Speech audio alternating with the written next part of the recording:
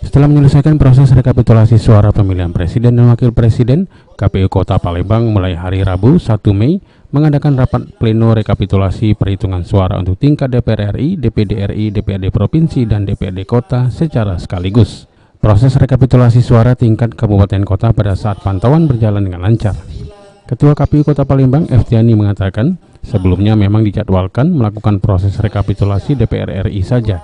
Namun terjadi perubahan regulasi yang dilakukan, sehingga proses rekap suara di tingkat kabupaten kota dilakukan sekaligus, yakni DPR RI, DPD RI, DPRD Provinsi, dan DPRD Kota. Ia menjelaskan rekapitulasi ini dalam satu hari hanya 3 kecamatan.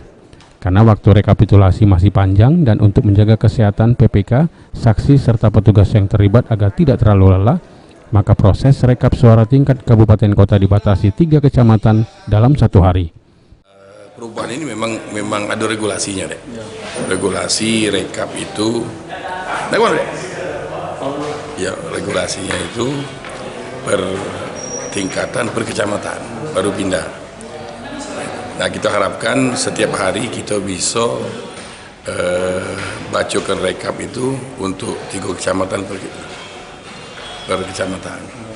Jadi kawan-kawan di kecamatan juga baca istirahat cepat. Nah, dengan strategi 1 hari 3 kecamatan ini bisa kita selesaikan dalam waktu 6 hari. Jadi paling lambat tanggal 6 atau 7 Mei udah selesai. Jadi sebelum tanggal 9 kita sudah tuntas. Jadi perhitungan hari ini DPR RI, kota ini. Jadi DPR RI, DPD RI, provinsi, dan kota. Proses rekapitulasi ini ditargetkan selesai dalam waktu 6 hari atau paling lambat selesai 6 atau 7 Mei. Heru Wahyudi, PAL TV.